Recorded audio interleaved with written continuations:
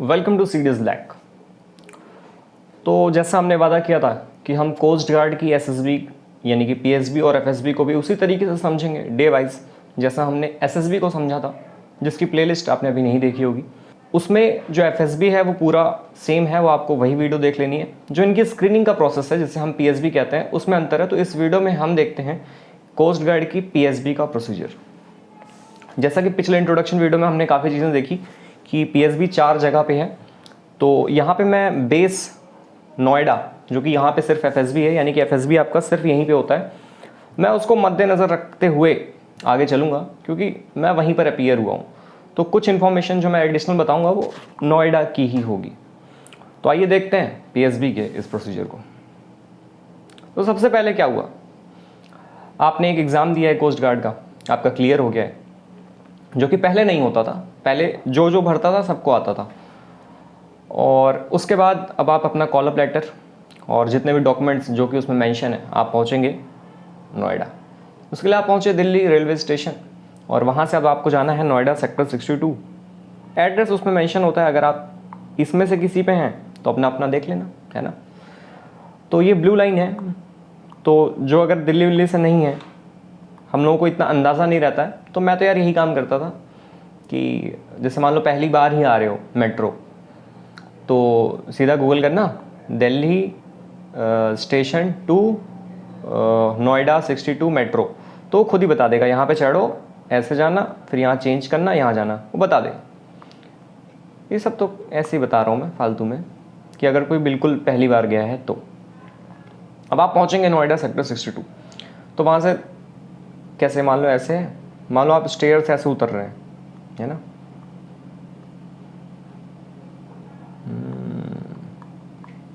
तो यहाँ से राइट साइड आपको एग्जिट लेना है। यहाँ से आप उतरेंगे, वहाँ से राइट साइड। वो कोई स्कूल का नाम भी यहाँ दिया हुआ है, डायमंड पब्लिक या डायमंड जुबली करके कोई स्कूल है, उसमें इंडस वैली शायद। तो आप पूछ लेना उनसे किधर एग्जिट है, इधर या इधर। फिर आप पहुँच जाएंगे। 10-20 रुपये लेता है ऑटो वाला।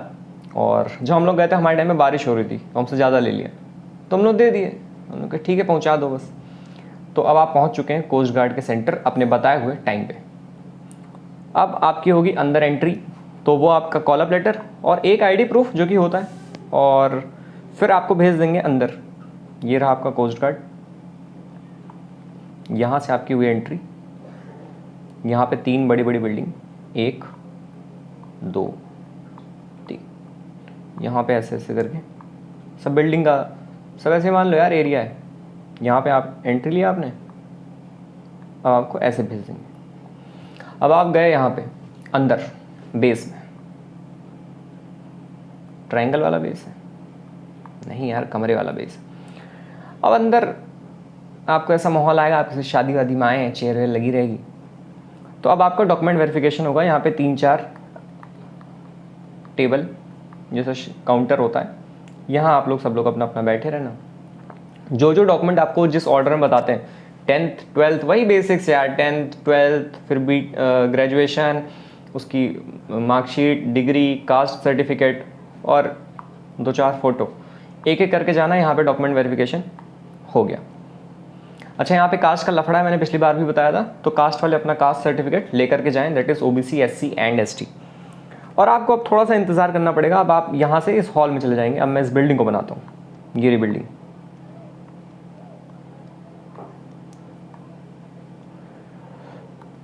अब आपको यहाँ पे इंतज़ार करना पड़ेगा काफ़ी टाइम तक। क्यों इंतज़ार करना पड़ रहा है? अरे यार क्योंकि बाकी जो और हैं उनका भी तो डॉक्यूमेंट वेरिफिकेशन होगा। तो थोड़ी देर इंतज़ार और उसके बाद आपका चालू होगा पहला प्रोसेस, दैट इज़ OIR। अच्छा, अब SSB से ये कैसे अलग है? SSB यानी आर्मी नेवी एयरफोर्स वाले में, उसमें क्या होता था, आपका OIR होता है, उसके बाद PPDT होता है, उसके बाद आपका रिजल्ट आता है ना। लेकिन यहाँ पे OIR राउंड भी एलिमिनेशन है। OIR एलिमिनेशन है, इसका मतलब OIR होगा, उसके बाद आपका रिजल्ट आएगा। जो लोग क्वालिफाई कर चुके हैं वही लोग PPDT देंगे, और PPDT के बाद फिर से एक रिजल्ट आएगा, जिनकी 1-1.5 महीने बाद एक्चुअल SSB होगी, दैट इज़ FSB। कहाँ पे आना है? नोएडा सेक्टर 62। इनकी OIR में थोड़ी सी और जो वो है डिफरेंसेस, वो क्या है कि इनकी OIR बुकलेट पे नहीं होती बल्कि ये PPT पे होती है। ठीक वैसा ही जैसा आपका वो होता है वर्ड एसोसिएशन टेस्ट, याद आ रहा है? याद क्या? तो वैसे ही होता है, क्वेश्चन आते जाते हैं और आपको करना होता है। कैसे होगा वो हम आगे देखते हैं। दोनों राउंड इसमें एलिमिनेशन है, बस यही बात बतानी ज़रूरी थी। लेकिन एक और खुशी की बात कि OIR में अब एलिमिनेशन बहुत ही ड्रास्टिकली कम हो चुका है। क्यों कम हो चुका है? क्योंकि अब जो भी जा रहे हैं सब ये एग्ज़ाम के बाद जा रहे हैं, तो अब लगभग ये नाम का रह गया, सभी लोग क्लियर कर ले रहे हैं। जो कि पहले क्या होता था, 130 के आसपास आते थे और 40-50 लोग ही OIR क्लियर करते थे। अब इतने लोग जा ही रहे हैं और ठीक ठीक बच्चे जा रहे होंगे, तो इसलिए अब बहुत ही ज़्यादा लोग इसे क्लियर कर रहे हैं। टेंशन नहीं लेनी है। आइए देखते हैं। तो अब आपका होगा OIR, आप कमरे में बैठ गए हैं। किस लिए बैठे हैं? आपको OIR देना है।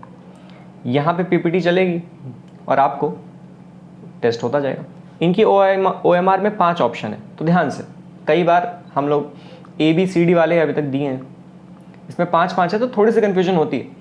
अगर पहले से ना पता हो, पहले ही देखा अरे यार 5 है, तो इसलिए मैंने बताना ठीक समझा। 5 ऑप्शन है, ध्यान से थोड़ा, क्योंकि आप कहेंगे लास्ट वाला था तो D मार देंगे। नहीं, आपने देखा आंसर आपको लगा D, तो आप जाओगे मारने D, तो आप यहाँ मार दोगे, क्योंकि हम सोचते हैं D इज द लास्ट, लेकिन यहाँ 5 ऑप्शन है, बात को ध्यान में रखना है। थोड़ी सैम्पल स्लाइड्स को दिखा देते हैं कि ऐसे ऐसे क्वेश्चन है। ये 7 सेक्शन में टेस्ट होता है, तो हर एक सेक्शन के पहले वो आपको थोड़ी सी ब्रीफिंग 2-3 स्लाइड वो आपको दिखा देते हैं। कोई दिक्कत की बात नहीं है, और इसलिए भी दिखा देते हैं कि देख लो सब लोग जहाँ बैठे हो वहाँ से विजिबल है कि नहीं। इसमें यार मुंडी का इशू होता है, क्योंकि अब रेंडमली ये वो कैसे बैठाते हैं, कोई उनका कोई वो तो है नहीं। जैसे जैसे लाइन में लग गए वैसे वैसे बैठ जाओगे। तो मुंडी का इशू क्या है कि ये वाला थोड़ा बड़ा है, ये बंदा छोटा है, तो कैसे होगा यार। सामने अगर कोई दीवार सी इमारत है तो क्या हम स्क्रीन पे देख पाएंगे? नहीं। तो मुंडी का इशू होता है। उसके लिए क्या करना है कि आप बोल देना कि सर मेरी हाइट छोटी है, तो आगे कर देंगे। या फिर जो वो हैं स्पेक्स वाले लोग, तो वो भी कह सकते हैं कि सर नहीं दिख रहा है, तो अगर कोई यहाँ से बंदा चेंज होना चाहे तो वो चेंज कर देते हैं। तो अगर आपको इशू है, आपको स्क्रीन नहीं दिख रही है, तो आप अगर नहीं दिख रही, कंडीशन है, ये नहीं कि फालतू है आगे जा रहा है, फालतू जा क्या करोगे, जल्दी देख लोगे क्या। तो जिनको इशू है वो बोल देना कि सर दिख नहीं रहा है। या फिर वो क्या कहते हैं कि खड़े हो जाओ, तुम लोग ना जैसे मर्जी वैसे टेढ़ा खड़े हो जाओ, मेढ़ा खड़े हो जाओ। तो जिनको बहुत दिक्कत है वो बिल्कुल डरना मत, ऐसे खड़े खड़े होकर अपना देखते रहना क्वेश्चन क्या है। हाँ ये लिख दिया, ये लिख दिया, ये चीज़ें थी। उसके बाद आपका ये स्टार्ट होगा। तो सबसे पहले मैंने बताया कि इसमें 7 सेक्शन है और टोटल 80 क्वेश्चन है। जो पहले जो 6 सेक्शन है, सेक्शन 1, 2, 6, इसमें 10-10 क्वेश्चन है, और सेक्शन 7 जो है उसमें 20 क्वेश्चन है। तो एज पर द मैथमेटिक्स कितने हो गए हमारे? 60 क्वेश्चन यहाँ, 20 क्वेश्चन यहाँ, 80 क्वेश्चन हो गए। बस इतनी सी बात है, 80 क्वेश्चन है। इसमें क्या है, हर एक क्वेश्चन के लिए x टाइम मिलता है। उस टाइम के बाद आपका अगला क्वेश्चन आपकी स्क्रीन पे ये आपके सामने ऐसे आ जाएगा। जैसा वैट याद है ना, 15 सेकंड के बाद क्या होता था, ऑटोमेटिक आ जाता था। वैसे ही हर एक क्वेश्चन के बाद एक x टाइम है। ये x टाइम वेरी करता है किस सेक्शन की हम बात कर रहे हैं। तो आइए देखते हैं सेक्शन को। सेक्शन 1 में क्या आता है, नंबर सीरीज और ब्लड रिलेशन। नंबर सीरीज क्या है? अरे वही जो बचपन में देखें, बचपन में नहीं मतलब कॉम्पिटिटिव एग्जाम में आता है। 2, फिर यहाँ पे 4, फिर यहाँ पे 9, यहाँ पे 16, यहाँ पे 25, यहाँ पे 36। तो बताओ यहाँ क्या आएगा? 5 ऑप्शन है, देखना और उसमें गोला लगा देना। नेगेटिव मार्किंग नहीं होती है इसमें, ना ही OIR में होती थी। तो तुरंत मत लगाने की कोशिश करना। अगर क्वेश्चन छूट जा रहा है तो आगे बढ़ जाना। एक सेक्शन के बाद जब वो अगला सेक्शन एक्सप्लेन करते हैं तो जाके सबको C, B, D जो मन करे भर देना। जैसी मर्जी वैसे करना यार, मुझे क्या, मैं तो बताने आया हूँ। तो जैसे जैसे क्वेश्चन आगे बढ़ते जाते हैं तो थोड़े थोड़े जो है डिफ़िकल्टी लेवल वो बढ़ती जाती है। जैसे कि अभी ये तो पैटर्न आइडेंटिफाई करना आसान है। अगर ऐसे दे दे 196, 394, 821, क्या अगला बता पाएंगे हम लोग? नहीं बता पाएंगे ना, टाइम लगता है, 1 मिनट है। तो कोई दिक्कत की बात नहीं, क्योंकि अगर नहीं बता पा रहे कोई नहीं बता पाता है। तो इसमें नंबर सीरीज और आता है ब्लड रिलेशन। ब्लड रिलेशन की आपको प्रैक्टिस कर लेनी है। ब्लड रिलेशन याद है ना कैसे, यूट्यूब से सीख लेना यार। इसमें जो ज़्यादातर क्वेश्चन है वो कौन से आते हैं कि pointing to a photograph a girl said कि ये मेरी चाची की बेटी की लड़की है। पॉइंटिंग टू अ फोटोग्राफ, ऐसे वाले क्वेश्चन जो हैं वो सीख लेना कैसे करते हैं।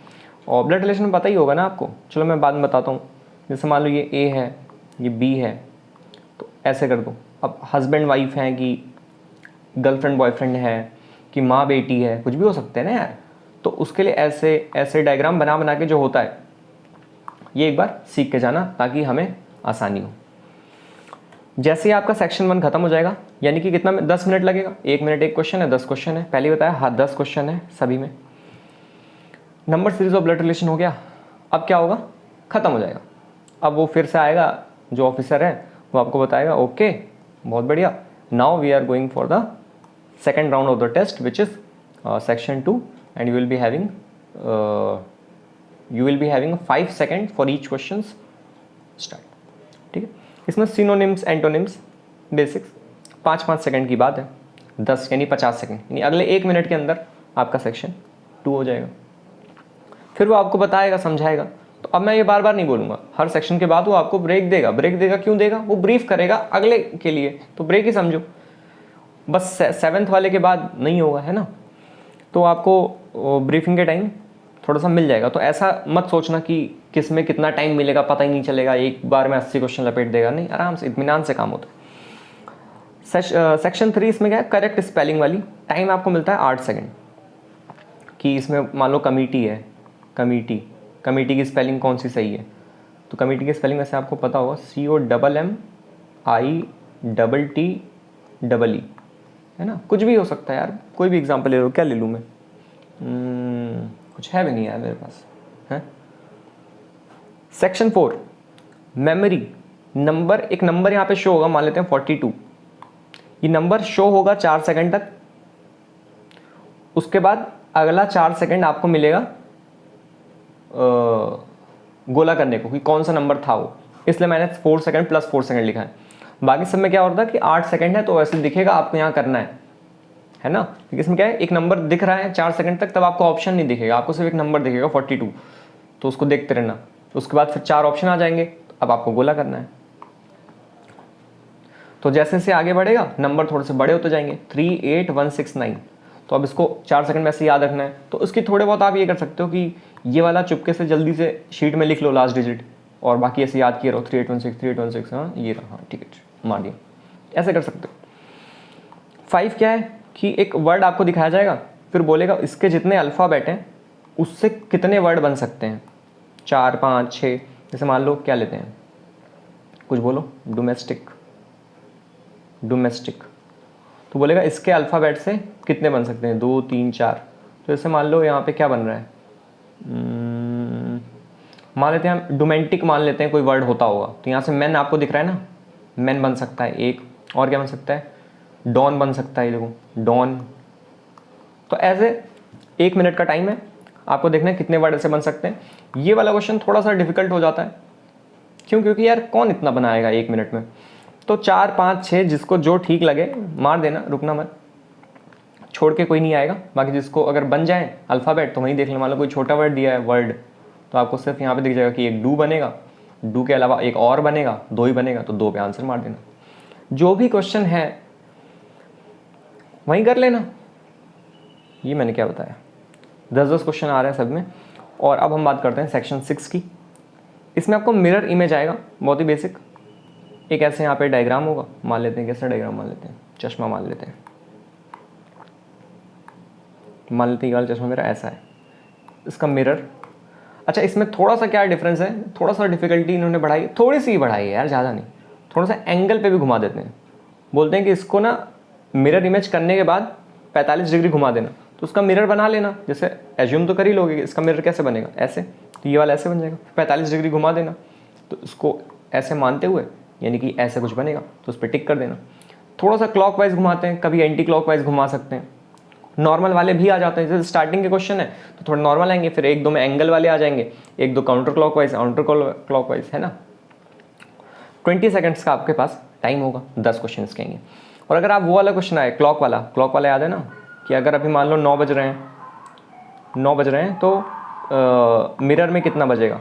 तो चाहे तो आप ऐसे दिमाग लगा के कर लो कि अभी 9 बज रहा है, ऐसे करोगे 3 बज जाएगा। या फिर आप फॉर्मूला याद कर लो, कम दिमाग लगाना हो तो।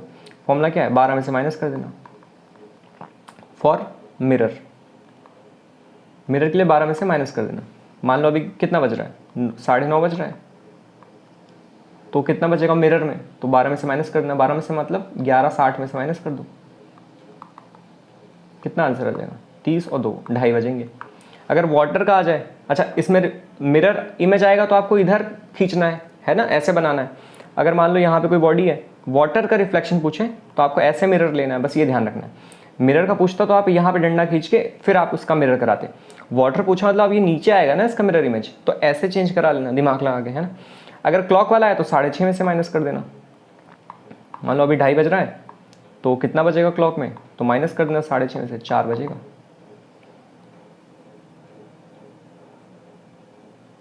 सॉरी 18:30 में से माइनस करना, कितना बचेगा, 18 में 2 जाएगा 16, यानी कि 4 ही तो बज रहा है।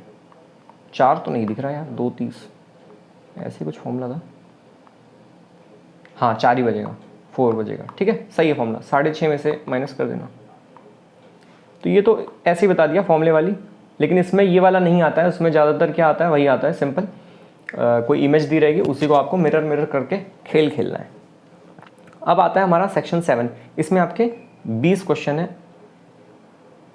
Final round.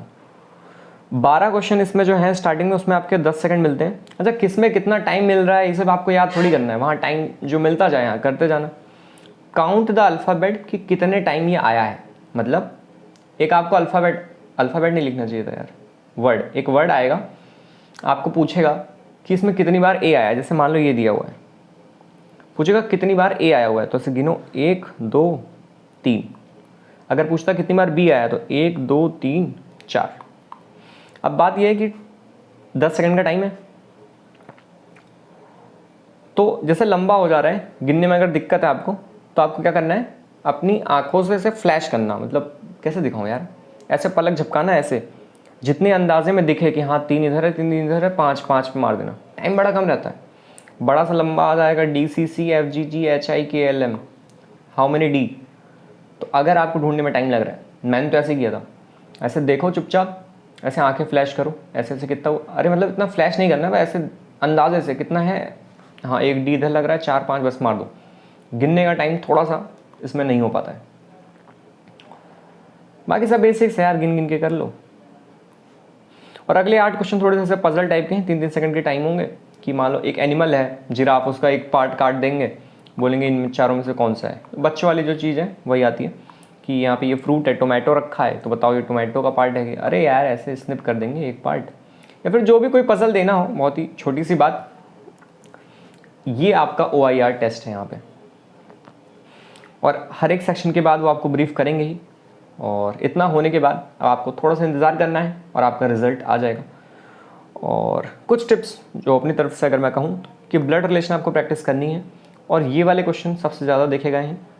Poynting to a photograph, a lady said that she is my mother's daughter's sister, ये आपको हेल्प ज़रूर करेगा। और काउंटिंग द नंबर, कि नंबर ऑफ शिक्स, हाँ ये तो बता ही दिया कि फ्लैश करके से एज्यूम कर लेना कितना है, अगर टाइम आपके पास कम है तो। मेमोरी वाले नंबर में देखो कुछ याद कर लेना, कुछ लिख लेना, जैसे कि लास्ट डिजिट, अच्छा बता ही दिया। और आपको इसमें घबराना नहीं है, क्योंकि सबको यही लगता है कि यार टाइम कम था, और जितने बैठे होते हैं वो लगते हैं कि ठीक किया कि नहीं किया, बाकी नहीं उन्होंने मेरे से अच्छा तो नहीं किया कहीं। तो ये होता रहेगा, बाकी वो यार लगभग क्लियर कर ले रहे हैं। ये महज एक खेल है, कोई दिक्कत की बात नहीं है। अच्छा कुछ और अगर OIR के लिए कि आप क्लोज बैठने की कोशिश करें, स्पेक्स वाले ये तो बता ही दिया ये सब चीज़ें। अब OIR के बाद आपका रिजल्ट आ जाएगा। बिस्किट विस्किट क्या वो लोग ला के देते हैं? नहीं यार, घर से लेके जाना। और ये क्यों बता रहा हूँ, क्योंकि यार हम लोगों को भूख लग गई थी, तो एक लड़का था उसके पास था, तो हम लोगों ने खाया हुआ है, तो मैंने सोचा आपको ही बता दें, आप बिस्किट विस्किट लेते जाइए, क्योंकि वहाँ भूख लग जाती है यार। उसके बाद जो लोग क्वालिफाई हो जाएंगे वो आपको रिजल्ट बता देंगे, वो लोग वहाँ जाते रहना, इतने लोग क्वालिफाई कर लिए। अब आपको यहाँ चेस्ट नंबर देंगे, अभी तक चेस्ट नंबर नहीं था, चेस्ट नंबर अब देंगे। इनका थोड़ा वो वल्क्रो वाला है, आपने देखा होगा ब्लू कलर का, जैसे हर जगह वो वाली मिलती है, इसको क्या कहते हैं यार, रिबन वाली है ना, ऐसे बांधते हैं हम लोग। यहाँ पे इनकी में वल्क्रो टाइप की है, ऐसे बना दूँ क्या, यहाँ वल्क्रो लगा हुआ है। अब यहाँ पे fresher, screen out, repeater, recommended का कोई खेल नहीं है। जैसे SSB में होता है ना कि फ्रेशर वालों का अलग ग्रुप बनेगा पीपीडीटी के लिए, है ना, जीडी के लिए रिपीटर्स, यहाँ पे कुछ नहीं है। जितने लड़के आए हैं जो जैसे पाएँ सब खड़े रहो, उनको जैसे देना होगा जस्ट नंबर दे देंगे। यहाँ फ्रेशर व्रेशर का लफड़ा इसमें नहीं होता है, एफएसबी में होता है, मैं आपको बाद में बताऊँगा कैसे होता है। और अब आप यहाँ से जाएंगे पीपीडीटी के लिए। पीपीडीटी क्या है, सेम वही चीज़, एक पिक्चर दिखाई जाएगी धुंधली सी, है ना। कहीं कहीं जगह पे एक सैम्पल इमेज भी दिखा देते हैं कि ये लो अभी ऐसे ही आएगी और इस पर आपको एक स्टोरी लिखनी है। देखो धुंधली इमेज एसएसबी में आती थी, यहाँ मैं कहूँगा बहुत ही क्लियर इमेज आ रही है यार, बहुत ही क्लियर इमेज आ रही है।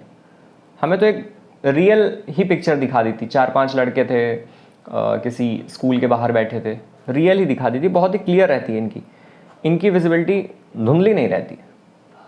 और धुंधली से एक शेर है ना कि ये जो सामने धुंधली सी तस्वीर है, शायद उन्होंने मेरी तस्वीर बनाया होगा और इसे मिटाया होगा, है ना, तभी तो धुंधली है। तो अब ये क्या है, इमेज आपको 30 सेकंड के लिए दिखाई जाएगी और आपको 1 मिनट मिलेगा उस वाले बॉक्स को भरने में और 4 मिनट आपको मिलेंगे स्टोरी को लिखने में। ये क्या चीज़ है, अगर आप पहली बार देख रहे हैं तो घबराइए मत। ये रही, आगे बढ़ो, ये रही, ऐसी कोई आपके पास इमेज होगी, ये रही आपकी इमेज, इस पर आपको स्टोरी लिखनी है। ये तो वहाँ की है, थोड़ी सी कम क्लियर है, लेकिन कोस्ट गार्ड की बहुत ही ज़्यादा क्लियर होती है, तो कोई घबराने वाली बात नहीं है। अब ये आपके पास एक पेज रहेगा, इसी पेज में यहाँ आपको लिखना है number of SSB. Number of SSB क्या है, कोस्ट गार्ड सिलेक्शन बोर्ड जो होता हो वो बताएंगे आपको, वो आपको पूरा बता देगा। बैच नंबर क्या है वो खुद ही देंगे, और ज़्यादातर वो क्या होता है डेट का रिवर्स ही था। जैसे मान लो आज क्या है, 16 मई 2023 ना, इन्हीं के यहाँ ऐसा है, बाकी हर जगह नहीं है। तो मेरे ख्याल से आपका बैच नंबर ये होगा। जस्ट नंबर क्या है, जो आप नंबर आपने पहना मान लेते जस्ट नंबर 9। नेम यहाँ आपका आएगा कैपिटल लेटर में, विनय यादव, और एज आपकी आएगी 20, जितना वो लिख लेना। डेट यहाँ पे डेट लिख लेना। एक्शन ऑफ द स्टोरी क्या होती है, जो आप इसमें काम कर रहे हो, मान लो किसी डूबते को बचाना तो लिख देना सेविंग अ ड्राउनिंग पर्सन, या फिर आग बुझा रहे हो। मैं तो एक एक्सप्लिसिट एक्शन ले रहा हूँ, जो भी होता हो, बर्थडे पार्टी ऑर्गेनाइज करा रही हो, जो होता हो, मुझे क्या मतलब है। जो स्टोरी आएगी, जो एक्शन आप उसको एक लाइन में बताना चाहते हैं, वो आप यहाँ पे एक्शन लिख देना, और यहाँ पे आप अपनी स्टोरी लिखते जाना। जगह कम पड़ जाएगी तो पीछे लिख लेना। अब इस बॉक्स में क्या करना होता है वो, अच्छा ये स्क्रीनिंग वाली वीडियो आपने देखा ही है तो आपको पता ही होगा, थोड़ा मैं जल्दी से बताता हूँ।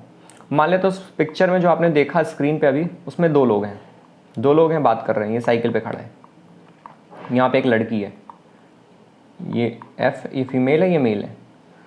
तो अब आपको क्या करना है, ये आपने स्क्रीन पे देखा है, तो आपको यहाँ पे क्या करना है, जहाँ पे आपने देखा उसमें आपको डॉट लगाना है। इसका मतलब ये है कि आपने 2 लोगों को देखा, और उसके नीचे आपको क्या लिखना है, उनका एज, सेक्स और मूड।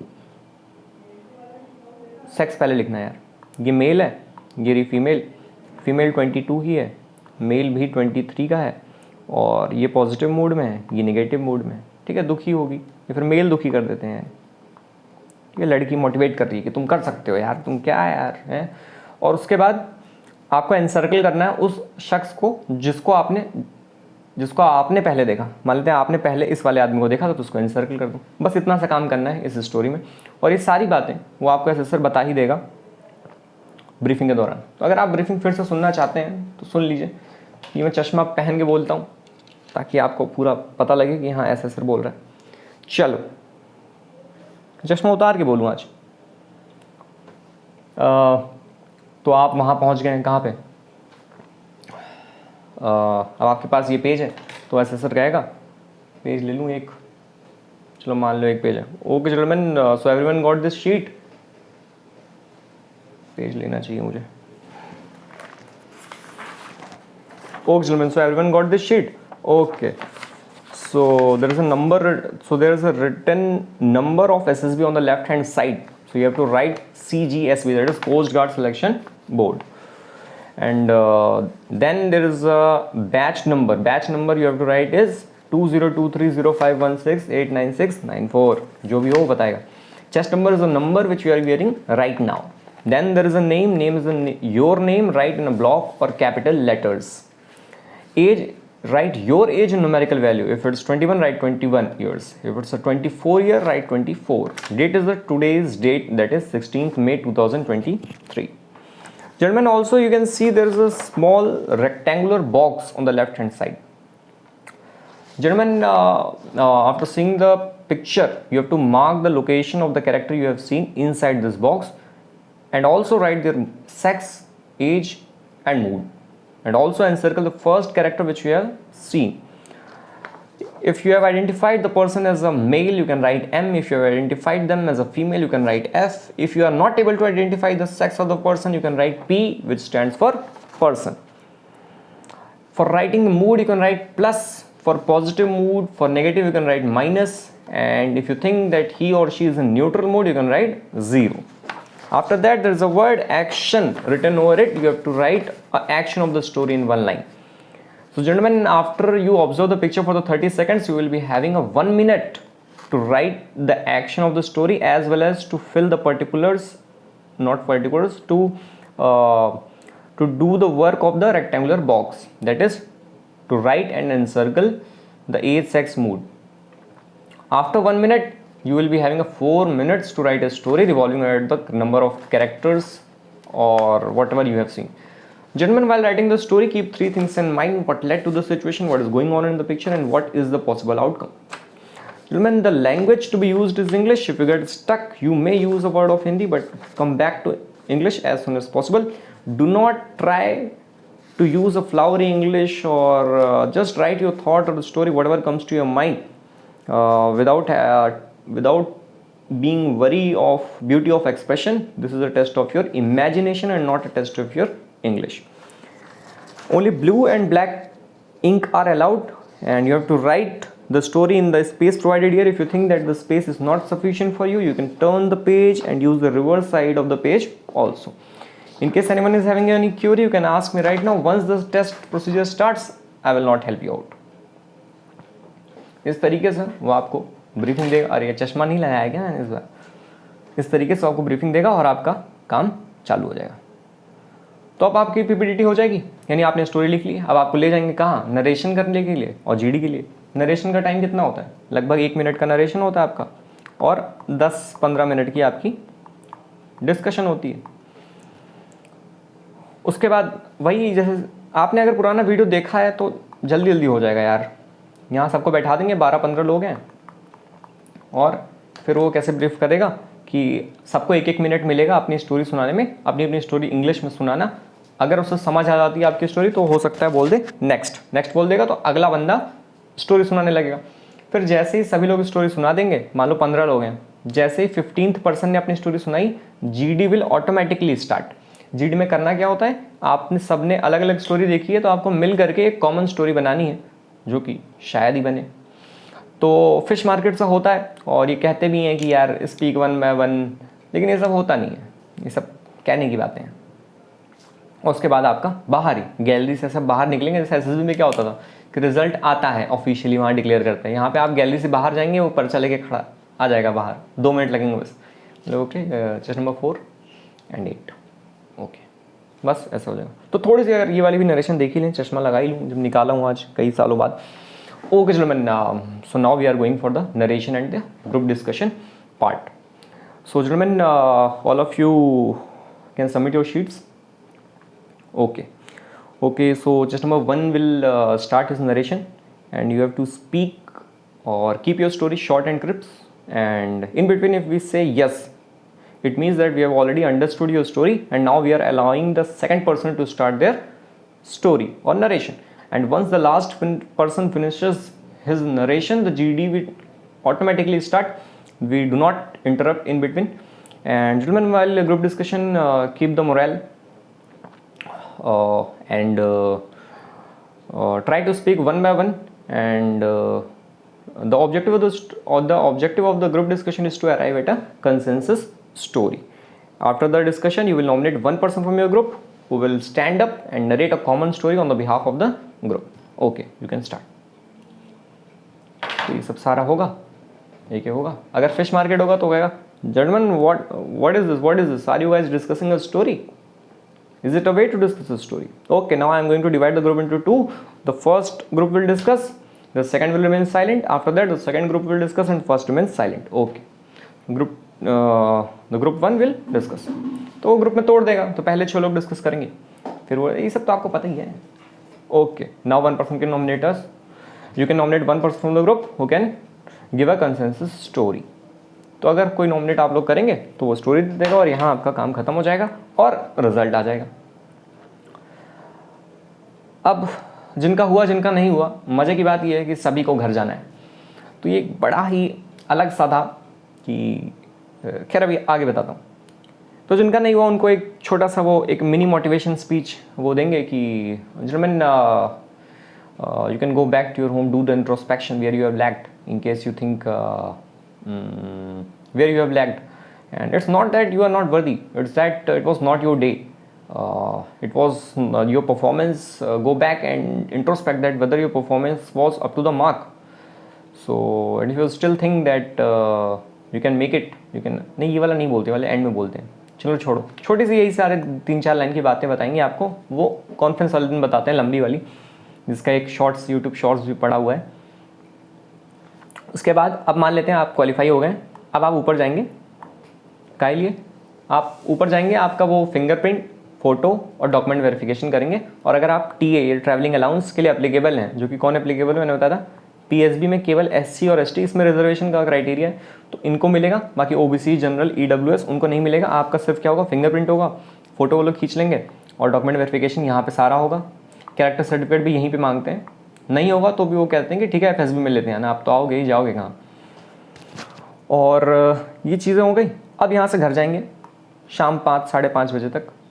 तो अब ये एक स्ट्रेंज फीलिंग क्यों कह रहा हूँ मैं, क्योंकि आप मान लीजिए सेलेक्ट हो गए हैं और अब आप एफएसबी के लिए आएंगे, तो ये जीवन में पहली बार ऐसा होता है कि ना ही पूरी तरीके से सिलेक्ट हुए और ना ही रिजेक्ट हुए, क्योंकि अभी तक या तो आप घर जाते थे या तो आप स्क्रीन आउट होके जाते थे, तो आपको पता था कि हाँ ठीक है स्क्रीन आउट, या तो आप कॉन्फ्रेंस आउट होके जाते थे तो भी बुरा लगता था, और तो नहीं जाते थे ना घर। रिकमेंड वालों की मैं बात ही नहीं कर रहा हूँ, वीडियो बना रहा हूँ मैं। फिर मान लीजिए आप कॉन्फ्रेंस आउट होके गए, मैं क्या कह रहा था, तो भी दुख होता है। लेकिन ये वाला जो है वो कहीं ना कहीं इनके बीच में लाई करता है, ये वेरिएबल, जो कि क्या है कि आप स्क्रीन इन हो चुके हैं। एक स्ट्रेंज फीलिंग क्यों है, क्योंकि अब आप घर जा रहे हैं, आपको पता है जिस काम के लिए आए थे वो तो हो गया है, लेकिन कुछ हुआ कहाँ है, अभी एफएसबी बची है। तो ये थोड़ी सी स्ट्रेंज फीलिंग होती है कि घर जा तो रहे हैं, लेकिन इस बार वो दुख नहीं है स्क्रीन आउट और कॉन्फ्रेंस आउट का, एक हल्की सी अधूरी सी खुशी है, और इस खुशी के साथ आप जाएंगे। और एक अलग सी खुशी है यार, अगर मान लो ये सब नॉर्मल खुशी मैं कहूँ खुशी 1, तो ये खुशी 2 है, मतलब ये वाली खुशी उससे अलग है, समझ पा रहे हो। अब आपको क्या करना है, आपको पता है कि पूरी तरीके से पूरी शिद्दत से मैं एफएसबी के लिए प्रिपेयर करूंगा, क्योंकि मुझे स्क्रीनिंग का कोई खतरा नहीं है, अब मैं स्क्रीनिंग हो चुका हूँ, और अच्छे से आप इसको प्रिपेयर करके आएंगे। इन केस आपको इसके नोट्स चाहिए हो, क्या नाम है, कोस्ट गार्ड एसएसबी के, जब आप एफएसबी की प्रिपेयर करेंगे तो मैं टेलीग्राम पे जितना मेरे पास है मैं उसकी स्कैन कॉपी बना के टेलीग्राम पे डाल दूंगा। अभी तो आप पीएसबी की देखिए, और कोई दिक्कत परेशानी हो तो बताइए। अब देखो एफएसबी के लिए जैसे कि सारा प्रोसीजर जब सेम है, तो क्यों हम बार बार उसी काम को करें। तो ये रही प्लेलिस्ट, ये रही इमेज, तो इसको आप क्या करिए, इसको आप देख लीजिए। जहाँ जहाँ थोड़ी सी एडिशनल चीज़ें हैं वो मैं एक वीडियो में लाके वो आपको समझा दूंगा, ताकि आपको थोड़ी रियल फील आ जाए कि हाँ आप एफएसबी में बैठे हैं। तो बाकी इस प्लेलिस्ट को आप देखिए, इसमें डे वाइज सारी चीज़ें मेंशन है, और पीएसबी आज हमने देख ही लिया, तो सारा किस्सा खत्म। नोट्स आपको टेलीग्राम पे किसके मिलेंगे, कोस्ट गार्ड वाली चीज़ें मैं डाल दूंगा, और लिंक जो है वो है ही डिस्क्रिप्शन वगैरह में। अच्छा, इसमें रिजर्वेशन है, तो ऐसा मत समझना रिजर्वेशन मेरिट में है, ये मत समझना कि मान लो अगर 200 नंबर पे रिकमेंड किया जाता है, तो ऐसा मत समझना कि ओबीसी वाला 150 पे रिकमेंड हो जाएगा, एससी वाला 100 नंबर पे रिकमेंड हो जाएगा। मैं एसएसबी मार्क्स कह रहा हूँ, रिकमेंडेशन में थोड़ी ना मेरिट वो है रिजर्वेशन। वो तो अगर कोई रिकमेंड हो रहा है इसका मतलब ही is capable to be an officer in the armed forces, that is Indian coast guard as per the SSRs. उसके बाद मेरिट आती है ना। तो मेरिट में खेल है कि 4-5 ओबीसी लेना है, 2-3 एससी लेना है, बाकी अनरिजर्व्ड है। तो रिजर्वेशन अगर है तो वो मेरिट के लिए है, बस मैं ये कह रहा हूँ। यानी कि आप मेरिट आउट हों तो आप कह सकते हैं कि यार ठीक बात नहीं थी, बाकी ऐसा नहीं कहना है। मेरा एक्सपीरियंस अगर आप जानना चाहें तो क्यों ही बताऊँ, मतलब क्या ही बताऊँ। हम 3 लोग स्क्रीन इन हुए थे और 54 के आसपास टोटल हम एफ में मिले थे। एफ में फिर 4 रिकमेंड हुए थे। मेरा 4 बहुत ही लकी नंबर रहा है, लकी कह रहा है। मैक्सिमम रिकमेंडेशन जो मैंने अपनी 8 कॉन्फ्रेंस में देखी है वो 4 रिकमेंडेशन ही देखी है, एक बैच वॉश आउट देखा है। चलो छोड़ो, ये हो गया। और तो और बताऊँ यार, खैर नहीं बताऊँगा। ये रूम अगर आप देखना चाहें, उस टाइम वो नहीं, कोविड चल रहा था ना, तो बेड हटा दिया था। मॉस्किटो नेट सबको अलग अलग मिलती है और एक ही फ्लोर पे, इनका भी थोड़ा अलग सा ही मज़ा है यार। तो वो मैं अलग से वीडियो में जो एफ के लाऊंगा उसमें बताऊंगा कि कैसे क्या है यहाँ, है ना। ऊपर इंटरव्यू चल रहा है, यहाँ नीचे लड़के नहाने जा रहे हैं, जो कि एस में ऐसा नहीं होता था। उसमें तो सारे लड़के जाते थे अलग सा, है ना। तो ये रही उसका वो चेस्ट नंबर, और ये तो वापस आ गया। तो thank you, I hope you have learn the procedure.